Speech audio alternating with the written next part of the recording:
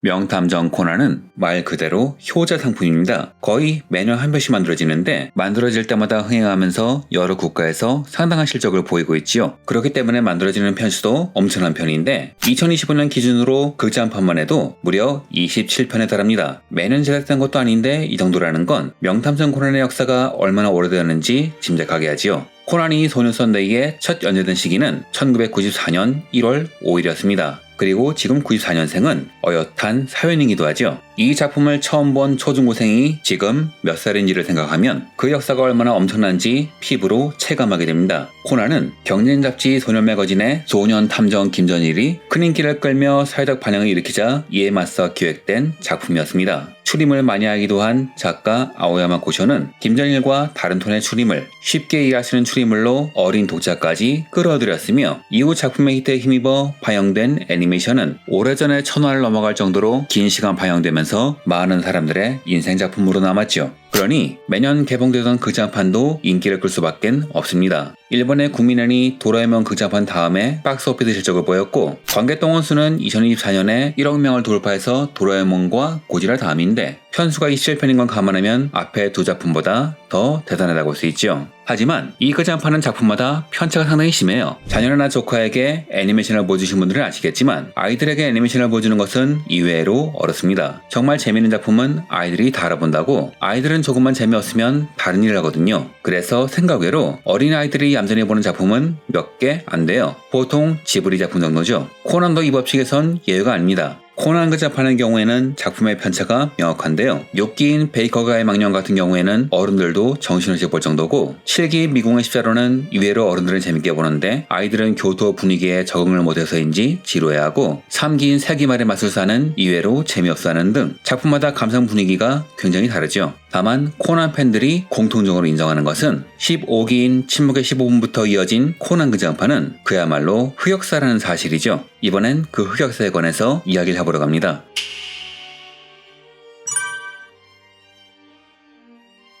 우선 코난 극장판에 대해서 말해둘 것은 흑역사고 뭐고 내용이 아무리 지독해도 흥행 수익은 좋았다는 겁니다. 왜냐하면 작품 자체가 액션이 주가 아니라서 큰돈이 들어갈 일이 없었기 때문이죠. 이건 액션이 늘어난 지금도 마찬가지라고 해요. 코난 극장판의 정확한 예산은 공개되지 않았지만 방학마다 만들어진 전부 극장판은 예산이 1억엔 정도였다고 하고 제작위원회가 들어가면 10억엔 정도로 정해지는 경우가 많다고 합니다. 그래서 첫 작품인 시계장치의 마철로가 11억 5천 엔이니 약간 위험해 보이지만 이 작품이 개봉된 97년은 정말 제작비가 1억엔 이하인 시절이니 코난 극장판의 작품마다 상당한 수익을 거둔 게 사실이겠죠. 하지만 이런 무적의 코난 극장판에도 흑역사는 있었습니다. 코난 극장판이 좋은 평가를 받던 시기는 1기부터 7기 코다마 켄지 감독이 감독을 맡았던 시기죠. 다만 7기인 미궁의 십자로는 일본과 해외에서의 평가가 갈리는데 아무래도 해외 사람들은 일본 역사, 문화에 익숙하지 않았기 때문에 작품의 트릭과 내러티브를 이해하기 어려웠기 때문일 겁니다. 하지만 이건 문화 차이로 인한 상대적 평가고 코다마 감독이 맡은 1기부터 7기까지는 평가가 좋았어요. 문제는 그 이후였죠.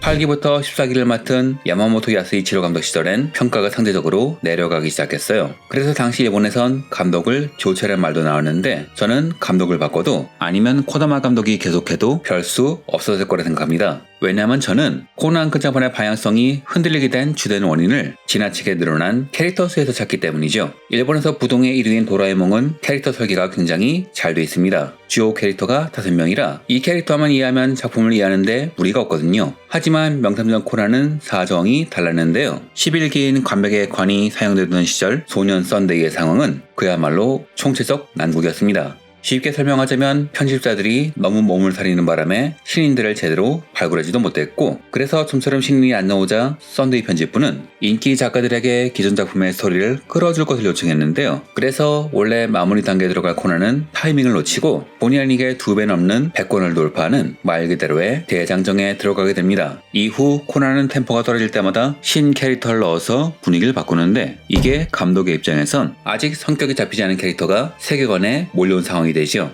즉 당시는 해마다 캐릭터가 늘어나는 상황이었고 대중에는 작품의 축마저 바꿀 정도의 인기 캐릭터마저 있었으니 제 아무리 명감독이라도 이걸 컨트롤하긴 쉽지 않았을 것 같아요. 하지만 단순히 캐릭터 수만이 문제라고 보기에는 석연치 않은 구석이 많습니다.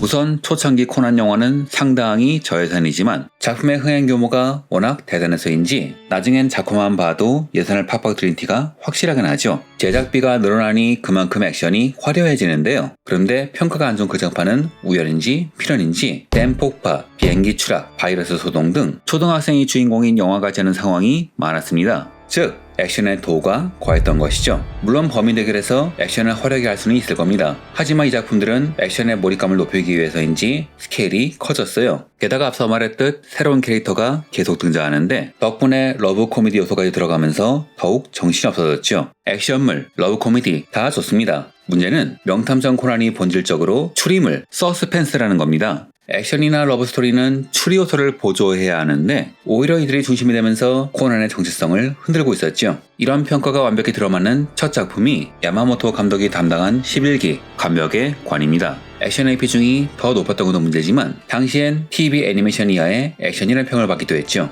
저는 1기부터 7기까지는 서스펜스, 추리라는 축이 확실하다고 보고 있지만 8기부터는 축이 없이 추리, 액션, 러브 스토리가 나열됐다는 느낌을 받았습니다. 아마 야마모토 감독은 꽤 힘들었을 것 같아요. 신 캐릭터들이 갑자기 쏟아져 나오는 것도 모자라 그 캐릭터들이 작품과 연관된 중요한 비밀을 감추고 있다던가 키드같이 다른 작품에서 주역이었던 캐릭터도 있었으며 조연 주제에 주역급의 존재감을 가진 하토리 같은 캐릭터마저 있었죠. 모든 비밀, 배경, 설정을 다 아는 작가란 모를까 다른 사람이 이걸 소화하기는 어렵지 않았을까요? 그래서인지 이후 코난은 나름대로의 안전한 길을 택합니다.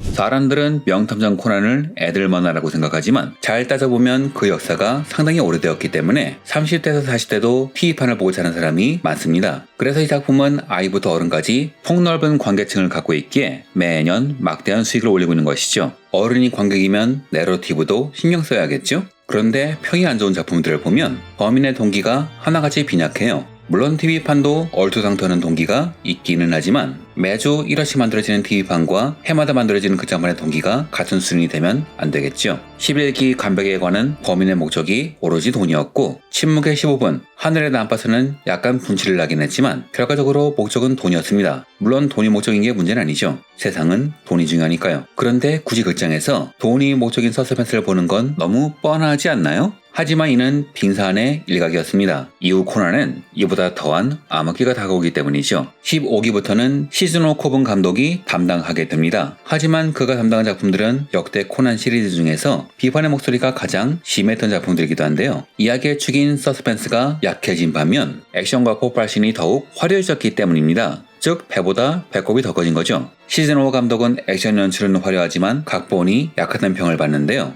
화염의 해바라기의 경우에는 그 문제가 가장 심각하게 드러납니다. 극장 영화의 사용 시간은 관객 회전율로 생각해서 120분 내에 제작되어야 하는데 그가 처음에 만든 각본의 분량은 무려 3시간. 이후 편집과 작업이 동시에 이루어졌지만 이때 모종의 문제가 발생하여 이야기의 전개가 통 이해가 가지 않습니다. 또한 17기인 절의 탐정에서는 분명히 작가가 탐정은 울지 않을 거라 생각해서 코난이 우는 장면은 절대 안 그릴 거라고 인터뷰까지 했음에도 작품상에서 코난이 눈물을 흘리는 장면이 나오는 등 캐릭터의 고증오는 물론 애초에 플롯 자체가 이해가 안 가는 수준이었죠. 코난 그 작품을 보다가 아이들이 잠들 정도였다는 건 당시 작품의 완성도가 얼마나 떨어졌는지를 잘 보여주는 사례입니다.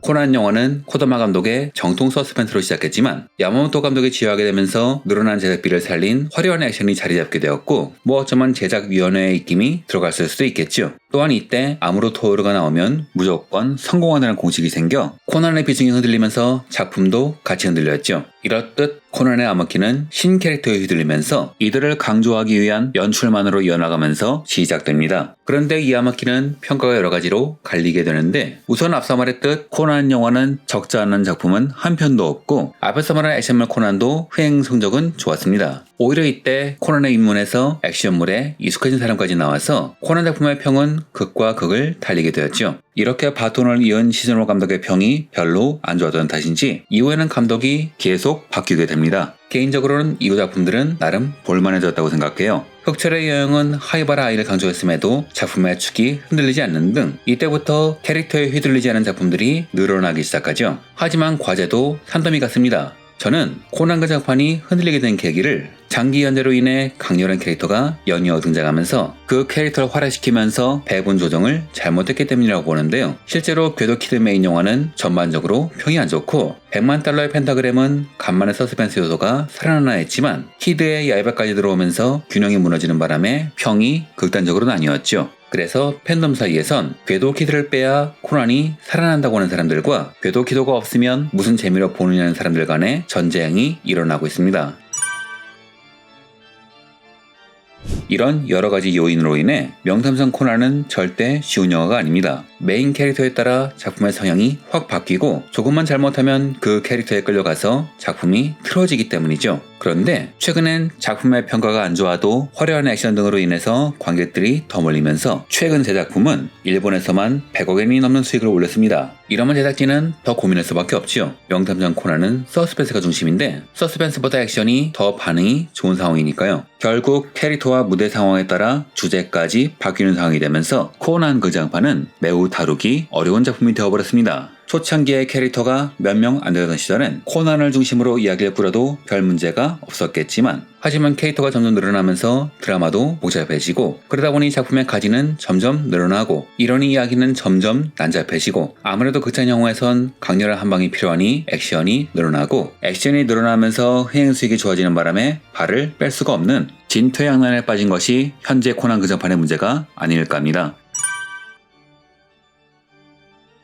그럼 코난 극장판의 작품성을 살리기 위해선 어떻게 해야 할까요? 물론 흥행 수익만 보면 살린다는 말이 이상하게 느껴지긴 하죠. 비즈니스에선 돈이 가관이니까요. 그래서 이대로 두면 된다는 주장도 나오죠. 하지만 저는 생각이 다릅니다. 코난의 서스펜스에 집중하는 저로서는 지금처럼 가면 언젠가는 무너질 거라 생각돼요. 그렇다면 앞으로 어떻게 해야 할까요? 첫째, 범죄, 트릭, 해결이란 기본 구도를 확실히 잡아야 합니다. 예를 들어 베이커가의 망령처럼 퍼즐 트릭을 정교하게 기획한 뒤 그 트릭을 돋보이게 하는 스토리를 만들어서 트릭이 얻는 것이 이상적이죠. 그러면 액션은 줄어드는 거 아니냐? 란 말도 나올 수 있겠지만 이 작품에서 액션은 어디까지나 트릭을 돋보이게 하는 수단이어야 합니다. 요즘처럼 부실한 트릭을 감추기 위한 메인 콘텐츠가 되어서는 곤란하죠. 왜 이런 사건이 벌어졌는지 납득을 시키지 못하면 아무리 화려한 액션이라도 공허하게 느껴질 수밖에는 없습니다. 둘째, 스토리를 보강해야 합니다. 지금의 코난 극장판은 초창기와는 달리 20대에서 40대 성인 관객이 많은 블록버스터입니다. 이들은 단순한 추리나 액션보다는 인물 간의 감정,